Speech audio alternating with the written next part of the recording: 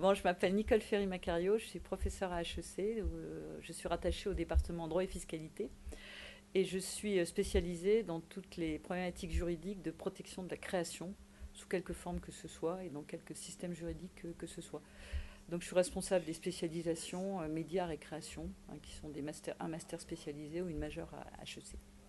J'ai écrit pas mal de livres sur le droit du marketing, sur le droit de l'art, euh, tout ce qui gravite autour de cette protection de la création sous quelque forme que ce soit, qu'elle soit purement commerciale ou artistique. Ouais. Alors je crois que le premier conseil que moi je donnerais à un créateur d'entreprise, très très tôt, c'est de protéger, de déposer une marque. Alors comment on fait? C'est très simple. D'abord, c'est très simple, c'est pas cher, on va voir. Et puis après, on essaiera de comprendre pourquoi c'est, à mon sens, aussi important de faire ce type de dépôt. Alors, la marque, déjà, qu'est-ce que ça protège? Ça va protéger tout, au sens très large, tous les noms, les désignations des produits.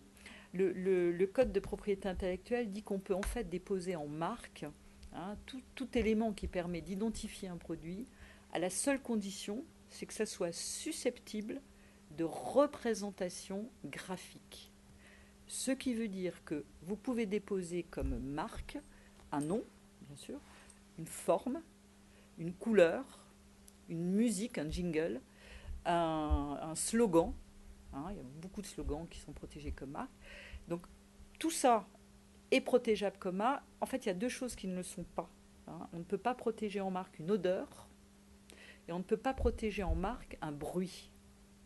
Hein, ce qui, à l'heure actuelle, est extrêmement discuté, c'est la protection des odeurs de parfum, hein, dont on souhaiterait, enfin certains souhaiteraient que ça puisse constituer une marque olfactive, mais juridiquement, c'est pas possible. Hein, donc on protège très très largement tout ce qui sert à identifier un produit, une entreprise, une société, tout ça c'est une marque. Et pourquoi on fait ce dépôt aussi large? Parce que la marque, hein, est une protection illimitée dans le temps. Hein, vous allez la déposer, hein, en France auprès de l'Institut national de la propriété industrielle. Vous allez faire ce dépôt et vous allez payer une taxe.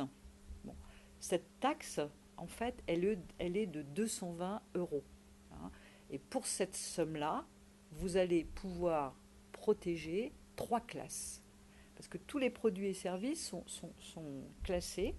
Hein, et quand on fait un dépôt de marque, on va à l'INPI, on choisit pour cette somme-là trois marques, et on peut parfaitement rajouter une marque supplémentaire moyennant un petit complément financier qui n'est pas très élevé. Hein. Donc le dépôt, c'est très facile. On va à l'INPI ou on va sur le site.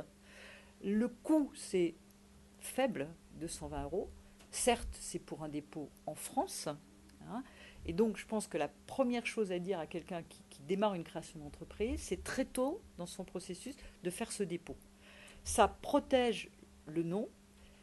Moi, je conseille de faire un petit peu plus qu'un dépôt de mots simples. Je pense qu'il faut lui donner un graphisme, hein, et faire un dépôt qui tient compte d'un dessin, de couleurs, hein, quelque chose qui va protéger l'identification que vous allez faire de votre produit, de votre entreprise. Donc il faut le déposer très tôt, c'est pas cher, il faut penser à le renouveler. Ce dépôt, je vous ai dit, vous allez le faire en France, hein, et vous avez bien sûr parfaitement la possibilité de faire autant de dépôts que de pays où vous souhaitez avoir une activité. Donc là, on retrouve cette problématique du droit qui est territoriale, nationale, et qui fait que un développement international d'une entreprise va amener à faire une sorte de millefeuille juridique, hein, et on va superposer tous les régimes juridiques qu'on va rencontrer. On va se mettre en conformité, hein, avec ces régimes juridiques. Alors, la question qu'on peut se poser quand on crée une entreprise et qu'on dépose une marque, c'est est-ce que je la dépose en mon nom personnel ou est-ce que je la dépose au nom de mon entreprise? Bon, c'est une vraie question. Je pense que enfin, la question se pose. Je pense que faire un dépôt à titre personnel est sans doute quelque chose de plus simple, sachant qu'une fois qu'on a fait ce dépôt à titre personnel, eh bien, on peut ensuite faire une mise à disposition de la marque de l'entreprise, hein, parce que nous, on appelle un contrat de licence de marque. Hein. Alors, le droit de la marque, il domine, je pense, vraiment toute l'activité économique. Si je prends par exemple la notion de droit dérivé, hein, je fais un film, hein, je fais la guerre des étoiles. Et la guerre des étoiles, eh bien, tous les enfants ont envie de jouer avec le sabre laser et tous les petits objets dérivés. Juridiquement, qu'est-ce qu'on fait? On va déposer la guerre des étoiles comme marque. Et ensuite, hein, il y aura une licence de marque. C'est-à-dire qu'on va autoriser une entreprise à fabriquer le sabre laser qui va s'appeler guerre des étoiles, moyennant un paiement de royalties.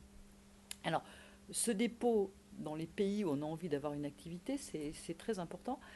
Je prends un exemple dont la presse française a pas mal parlé, c'est l'opération Louvre Abu Dhabi. Alors l'opération Louvre Abu Dhabi, c'est un bon exemple justement de l'utilisation de la marque. Le Louvre est un musée public, donc le Louvre a déposé la marque Louvre. Et quand ils ont envisagé d'avoir une activité internationale, et en particulier hein, de donner la possibilité à un musée d'utiliser le nom Louvre, hein, ils ont été contactés par des gens d'Abu Dhabi, ils ont déposé la marque Louvre à Abu Dhabi. Donc la marque Louvre à Abu Dhabi est la propriété du musée français. Et ce musée français a passé un accord que nous appelons un accord de licence de marque avec l'émirat d'Abu Dhabi, qui va donc construire un musée qui va s'appeler le Louvre Abu Dhabi. Et la rémunération perçue par le musée du Louvre, elle est publique, hein, puisque le contrat a été publié au journal officiel, est de 400 millions d'euros, hein, que le musée du Louvre va recueillir pour mettre sa marque à disposition d'une autre institution muséale.